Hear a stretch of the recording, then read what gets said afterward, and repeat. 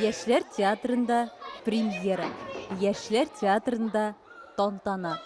Абдулла Кариев артистлары бу юлы да үзләренә хас булганча җанлы, дәртле уен күрсәтә. Ләкин Керпе малайы дуслар изли спектаклен бөтенләй яңа режиссер, Уфа егете Альберт Гафаров куйган. Режиссеры опытные говорят, что это самое сложное ставить для детей.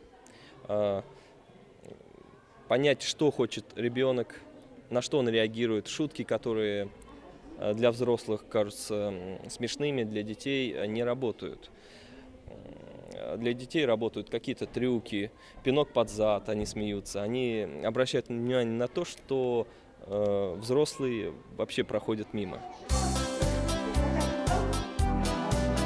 Әйе, балалар өчен спектакль кую җиңел эш түгел. Алар өлкәннәр кебек әдәплелек саклап утыра алмыйлар. Тамаша җәлеп итмәсә, нәниләрне тыеп булмый башлый. Тик бүген балалар Керпе малай белән бергә борчылдылар да, дуслар да эзләделәр, геройларга үз киңәшләрен дә бирделәр. Төлке гөмбә ашыймы? Балаларның реакциялары бик ошады. Үзебез дә алай көтмәгән идек. Шуның хәтле балалар реагирует итәләр һәрбер фразага, һәрбер сүзгә. Шуның хәтле репетиция вакытларында бер төрле күңелле иде. Инде балалар белән уйнау икенче төрле күңелле булды һәм миңа калса спектакль тагын да тулыланыбрак китте сыман тоелды. Алмаз Гыйльметдиновның Керпе Көрән беренче зур роле. Аның герое дуслар табу максатында хәтта иң кадерле энәле туныннан да баш тарта. Рәфис Корбан күтәргән дуслык, тугрылык мәсьәләләре спектакльдә кызыклы заманча алымнар ярдәмендә гәүдәләнеш таба. Бу сезонга эшләргә килгәч, инде отпускадан соң бу әсәр белән эшли башладык һәм ниһаять инде менә Керпе үзенең дусларын тапты һәм Алла бирсә инде тагын эзләп карабыз һәм һәрбер спектакльдә инде ул дусларын табыр дип уйлыйм.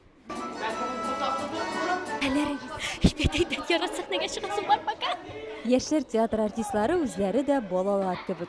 Премьерадан соң аларның ничек шатлануы сезнең күз алдыгызда.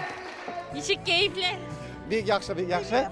Менә үзебез бөтен энергияне сахнада биреп, балаларга спектакль уйнап чыктык. Бик күңелле, бик матур. Балаларга да шаган дип уйлыйбыз, шагандыр дип уйлыйбыз. Айдагыз, айдагыз, барыбыз да. Берсенә бирмим, менә сиңа бирәм.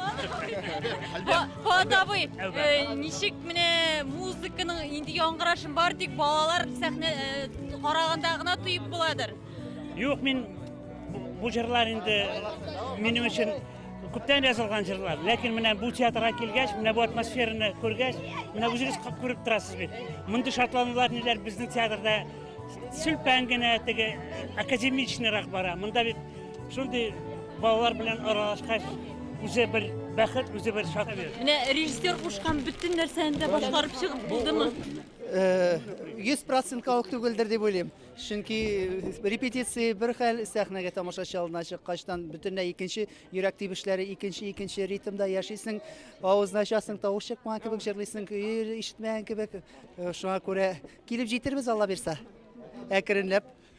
Төпчек, безнең төпчеге өченчесе Исмагыйль да карарга килде. Бик шатты. Икенче тапкыр карый уже. Сдачаны карады. Исмагыйль шадымы? Шадымы? Шадымы спектакль? Да. Абдулла Кариев исемендәге Яшьләр театры әлеге спектакль белән яңа сезонда үз эшен башлады. Ләкин 24нче иҗат елы рәсми рәвештә 28 октябрь көнне Питрәч районы Шәле авылында Зәйтүнәкәй спектакле белән ачылачак.